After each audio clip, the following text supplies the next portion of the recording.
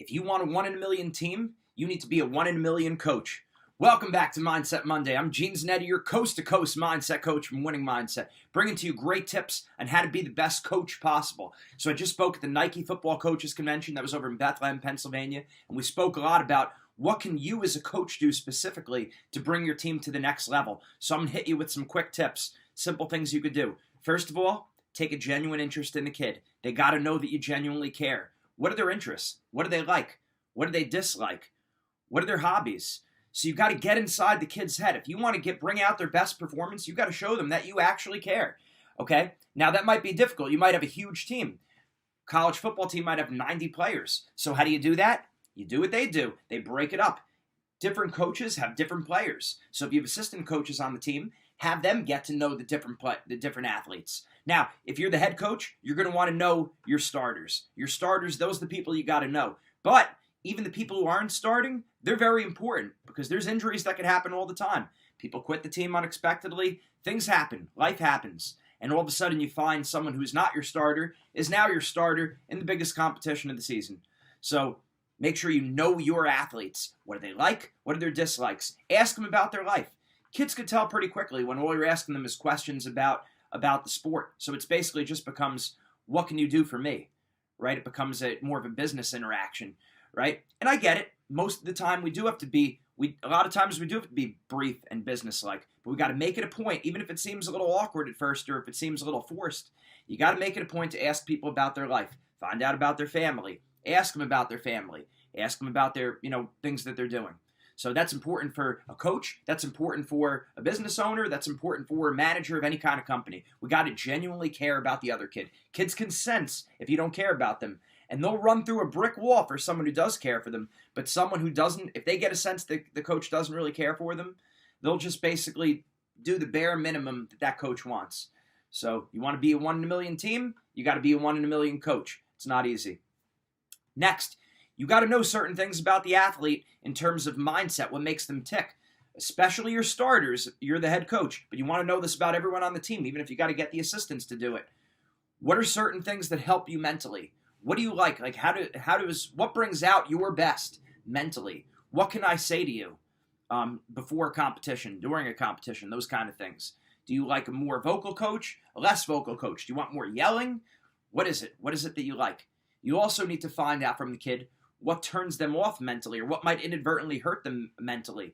Some things we see on a regular basis is when coaches are talking too much about records, rankings, seedings, predictions, stats, even thinking too much about winning and losing.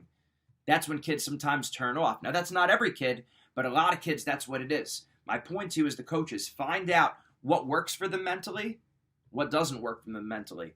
This means you're going to have to probably have a preseason meeting with the athlete and possibly another follow-up mid-season with the athlete. So I'd recommend that. 2 meetings with the kid. Preseason, before the season starts ideally, and then sometime in the middle of the season to see what's working, what's not working, what can we tweak.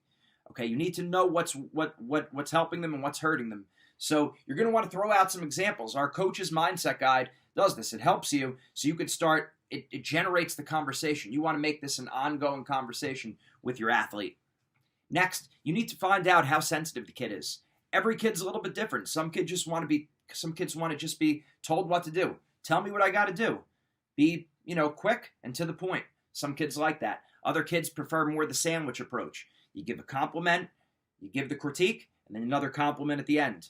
Other kids, you need to be really careful with how you frame the critique because that's something that, certain kids are very sensitive, and it could be their upbringing, it could just be their natural disposition, their personality.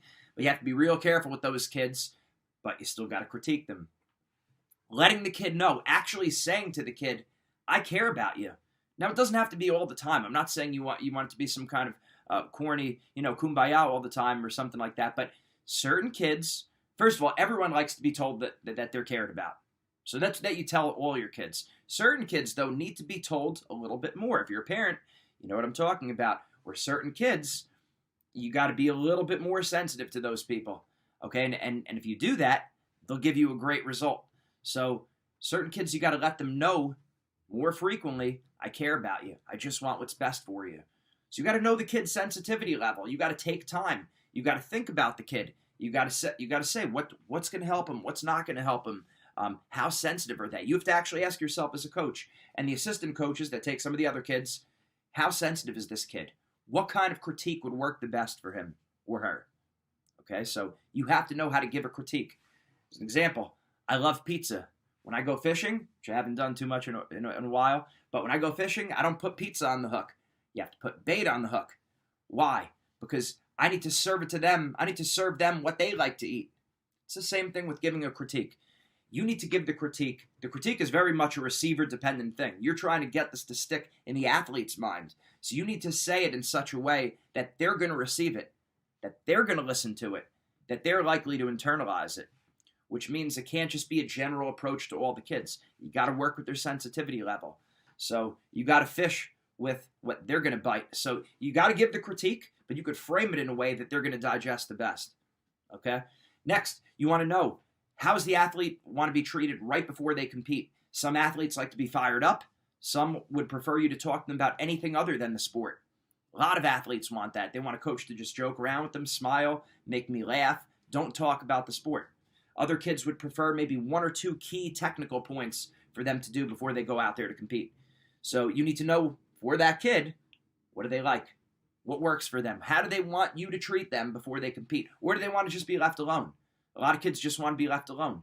There are some kids, it's rare, maybe 1 in 30 kids, wants you to really fire them up and yell. You know, a sport like wrestling, you could slap the kid in the face. You get away with that.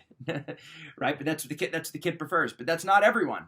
That's not everyone. So you got to ask them what works for you. And also, when you give them feedback after the competition, how soon do they need the feedback? How soon would they prefer it? Do they want immediate feedback? Do they want it a little bit later in the day or maybe the next day? Some coaches, they do a 24-hour rule. They don't bring it up until maybe not 24 hours, but the next day they'll bring up feedback that they need after they compete. Each kid's different. If you want to be a championship coach, you got to take time with each kid. You got to sit down with them before the season and during the season to find out what makes them tick, what turns them off. Also, you got to go the extra mile. Dan Gable, who was one of the greatest wrestling coaches of all time, he took time to call their parents, talk to the athletes' parents, talk to the athletes' former coaches. So he was a college coach. He would call up the high school coach. If you're a high school coach, are you speaking to the middle school coaches? If you're a high school football coach, are you speaking to the Pop Warner football coaches? This is the kind of thing that makes the difference. Okay, there's got to be communication between the high school coaches and the rec program coaches. Or let's say you're coaching at a private school. You don't have a feeder program. You might have to go out of your way a little bit. You might need to ask your athletes who their former coaches were, and you got to do your homework. You got to reach out to them. As a coach, you could also talk to their teachers, right? Who does the kid have as a teacher? What are their favorite subjects? Speak to that. Ask the kid, what's your favorite subject? Oh, history. Maybe they say history. Why do you like history? They say, oh, because my teacher's nice. Almost every kid, when I was a school psychologist, we had to interview them and ask them questions about, their school life and everything and what brings out their best, what's hurting them. Anytime you ask a kid, what's your favorite subject? They would say, whatever subject they said, they would say, because my teacher's nice. Okay, so what does that mean? That means they have some kind of click with that teacher, right? Find it out. What's your favorite subject? They say math. Okay. Talk to that kid's math teacher. Put in the extra time as a coach. You want your athletes to go the extra mile in their training. You want them to get extra workouts in. You got to lead the way. You got to go the extra mile, and you need to talk to their teacher. You need to find out what their worst subject is. Talk to that teacher too. What's turning them off? Find out. You got to get to the bottom of it. You got to do a little bit of detective work. I know in the ideal world, everything would be nice and easy for us, and each kid, there'd be no trouble, right? But you got to do a little digging. Find out their favorite teacher. Even ask the kid, who is your favorite teacher of all time? Maybe it was in middle school. You talk to that teacher. What works for them? Call the kid's parents sometimes. What's helping them? What's hurting them? What are their interests? What do they like? When are they at their best? When are they at their worst? You got to dig. You got to do some digging. And that's why you want to bring in the assistant coaches for this. So again, it is a lot of extra work. You already have a lot on your hands. There's no doubt about it. And there's no doubt about this is a whole nother extra step that you're going to be doing. But the top coaches are going to be willing to do it. If you really want to maximize your potential, look, maybe you have a team of studs and you have a lot of talent in, and you don't quite need to do this. Okay? Maybe you don't need to do it. Maybe you don't need to do it. But if you wanted to maximize the potential, you would take the time to find out about each of these kids. So Use the resources you have. Speak to their, maybe older siblings, their teachers, you might have coached an older sibling. Talk to them. Talk to their parents. Talk to teachers. And once you get a sense of a few people, you kind of know the kid's personality, their interest in that. Now you know how to make them tick. Because a lot of coaches, a lot of teachers say, well, how do I get a kid fired up who's not really that interested, right? A kid who's more like apathetic, like doesn't really care, right? Then you need to go through special interests. You need to find what they like. Maybe it's a video game, maybe it's a certain movie, maybe it's a certain hobby, or whatever it might be, shopping, whatever it is. You find that out. Now you bring that up in front of the kid. All of a sudden you have their attention, right? So you have to find out what are their special interests. And finally, are you praying for your athletes?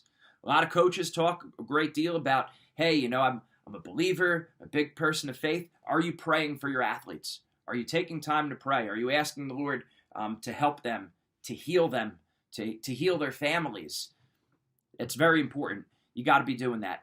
And at a practical level, it makes sense. If you're praying just from a purely human level, if you're praying for the kid, it means you're thinking about him outside of the field, and you're thinking of him as a total person, not just as an individual out there. So you want to change that word. You don't want to call them individuals. You want it to be persons, because individuals almost kind of like depersonalizes them, right? It makes it seem like they're just like one cattle in the herd or whatever. So instead, these are persons. When you're praying for them, you're recognizing they're persons. They're people. They have a family. They have things they struggle with. They're not perfect. So pray. Ask God to heal that person. And again, He will. And even at a practical level, you're thinking about that person on a more regular basis. You're going to be a better coach. So be the total package. Do the extra work. Ask the questions. Have the meetings. And we've seen this again from youth teams, high school teams, college teams, and even at the highest level. Our Olympic athletes we're working with, we're talking to the coaches about this. They're saying it helps. Even in businesses, we've worked with sales teams. We've worked with organizations and businesses. And for them, we had the employers do this for their employees. The management did this to the people they were managing, and they found this was a big help. And even these managers who knew the people pretty well, once they did these kind of exercises and asked these kind of questions and had these meetings, they got even more out of their employees. So that's what it's about. You want to stretch your potential as much as you possibly can. You got to maximize. Remember, if you want a 1 in a million team, you got to be a 1 in a million coach. That's how it's got to be done. Makes sense, right? So make sure you're putting in the time. Be willing to do the work. And if your team, group, company, organization is planning a banquet, training, sales meeting, or event, think winning mindset for your speaking needs. We remind you, as always, that life's not a spectator sport. You know that. You got to get out there and participate. Good luck. Thanks for calling. Make it a great day. I know we can do it, friends. Take care. God bless you.